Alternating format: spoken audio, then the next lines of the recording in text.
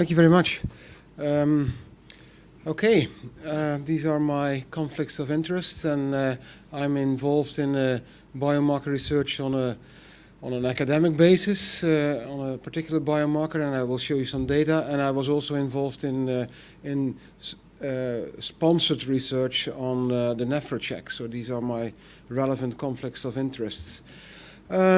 This is a slide illustrating that at present we have many biomarkers that we can measure or that are being investigated, and they they are all AKI biomarkers, but they originate from different parts of the kidney, and so logically they indicate different signals, of course. So it's a marker of glomerular function will have a different signal compared to tubular damage markers, and we should keep that in mind.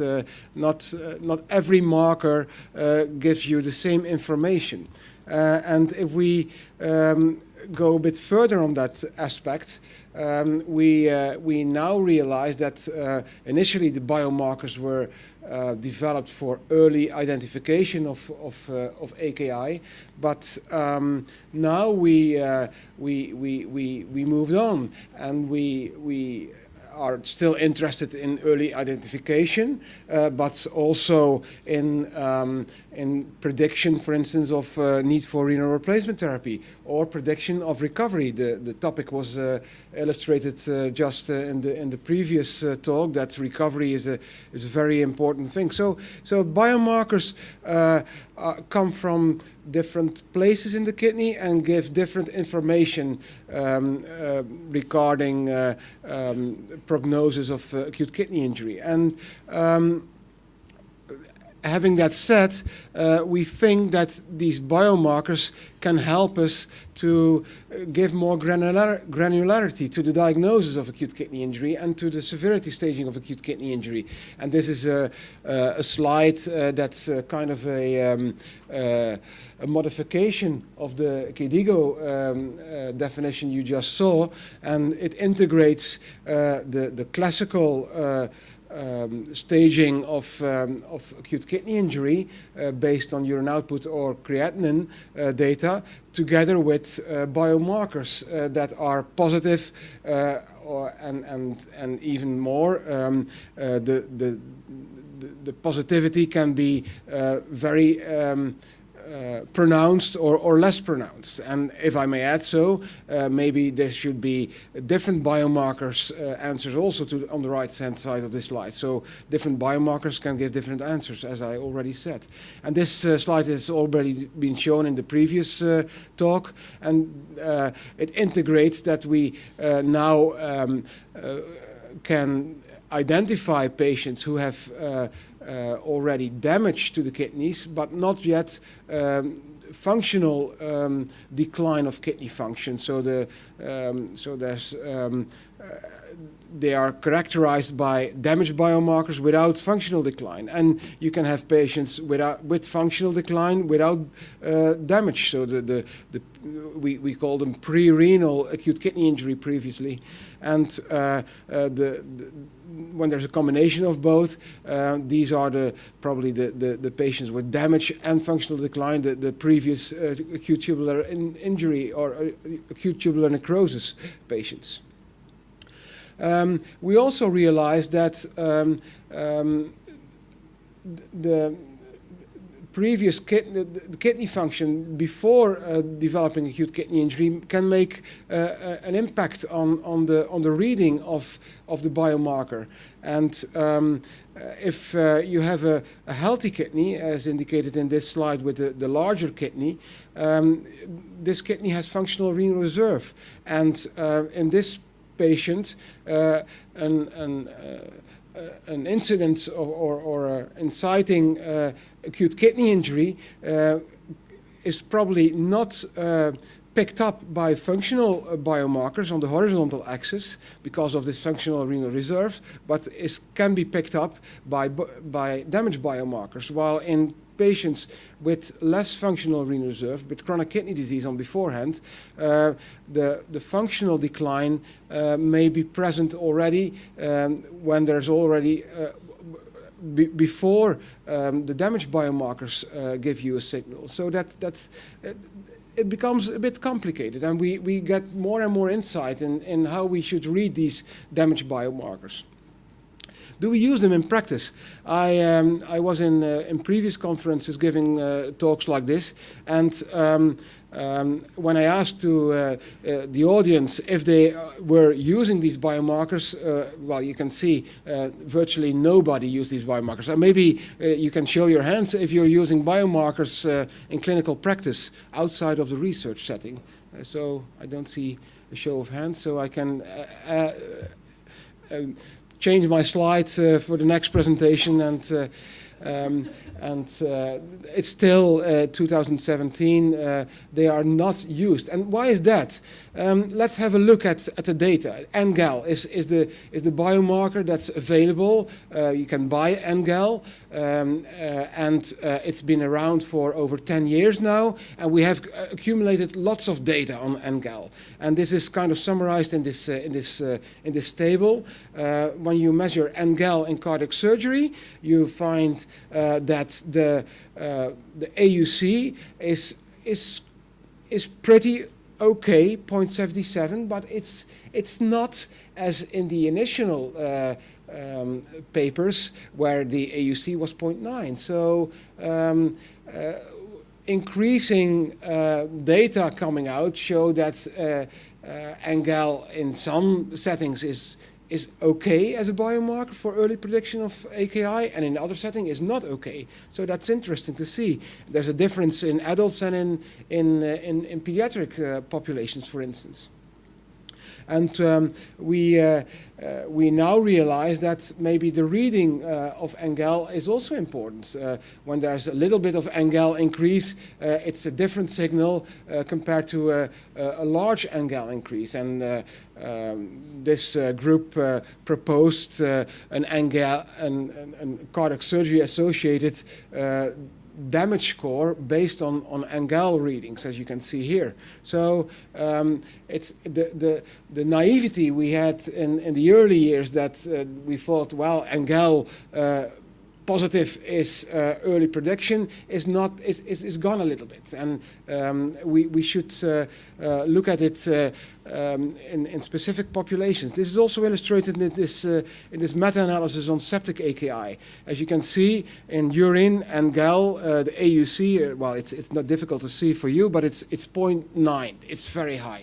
It's impressively high. So this would make you conclude that NGAL should be used in septic AKI. But look at the individual studies, these red dots. They are all over the place. And some studies show that NGAL was worthwhile and had a good sensitivity and specificity for early prediction of AKI, and others did not. And we should learn more on why this is and how we should interpret it, and what's the interpretation of this. The second biomarker we can buy now is the nephrocheck. It's a point of care test, a drop of urine on this little machine, and in 20 minutes you get a reading. This is the Sapphire study data indicating that at this data set of almost 700 patients, this biomarker is better than NGAL and better than a whole set of other biomarkers. So an AUC of 0.8, which is pretty good for a biomarker, I guess. And we have seen that different cutoffs can be used for this biomarker. If you use a cutoff of 0.3, the negative predictive value is very high, indicating that if your patient has a higher value than 0.3, the risk of not developing AKI is very low. And a higher reading has a pretty good positive predictive value. So these are patients who will develop acute kidney injury with certainty. And we have seen also that this combination of tissue inhibitor metalloproteinase and IGF-BP7 is also associated with long-term outcomes. So this new biomarker is probably a little bit better than NGAL, but okay, it's not around for that many years as NGAL is, and we should have confirmation in other studies. To illustrate that that biomarkers are not that easy is maybe the story we had with our the biomarker of our interest, chitinase 3-like protein 1. It was discovered in septic mice, in the urine of septic mice, and so this was translational research. We evaluated this biomarker in ICU patients and found that it's in the top hand that the AUC of this chitinase was okay, 0.8, and it was similar to NGAL in our hands, which was 0.75, but there was no statistical difference. So chitinase was okay in general ICU patients, predominantly septic ICU patients. However, when we evaluated NGAL in cardiac surgery, which is a nice model, the patients do not have acute kidney injury before a cardiac surgery. You know when the cardiac surgery is happening, and afterwards you can measure if AKI is occurring.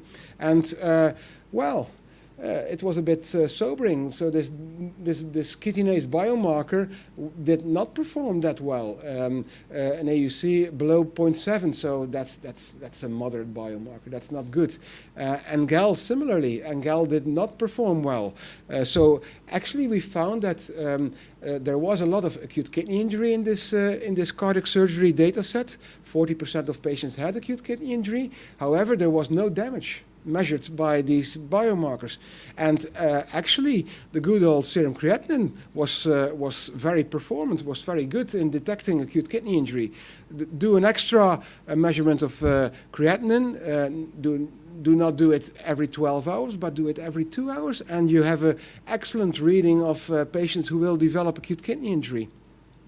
So the biomarkers were not that bad either, because we identified also patients with subclinical AKI, so patients who had damage to the kidneys without functional decline. So it's not all bad, but the biomarkers give differential info. Okay, having said this. It's a complicated story, and why are we not using biomarkers? One answer lies in the fact that the answers from the studies we got are diverse, and well, we don't know the exact reason. But the other answer is that they should make a difference, and having the knowledge of developing AKI is interesting, but if it doesn't impact on the outcome, if this knowledge of, okay, now we know this patient will develop AKI within 12 hours or within 24 hours, if this knowledge doesn't translate into a lower incidence of AKI, it's useless. So the biomarker reading should have an impact on the management of AKI, and preferably also on the outcome of AKI. And in that respect, the data are still very weak. Actually, there's virtually no data.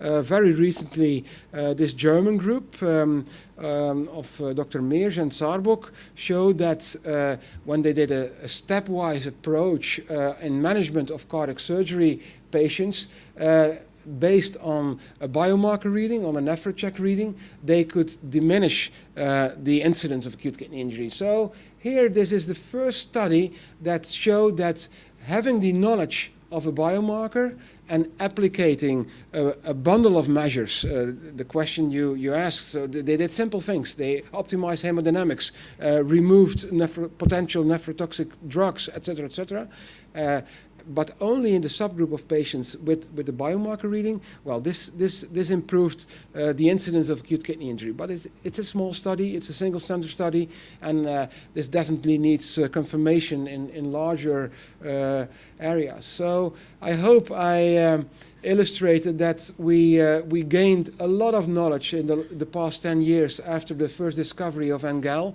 on biomarkers, and the initial enthusiasm has weaned off a little bit.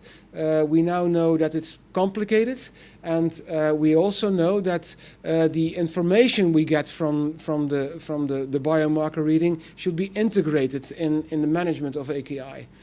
So this is kind of already summarized in the previous slide. Thank you for your kind attention.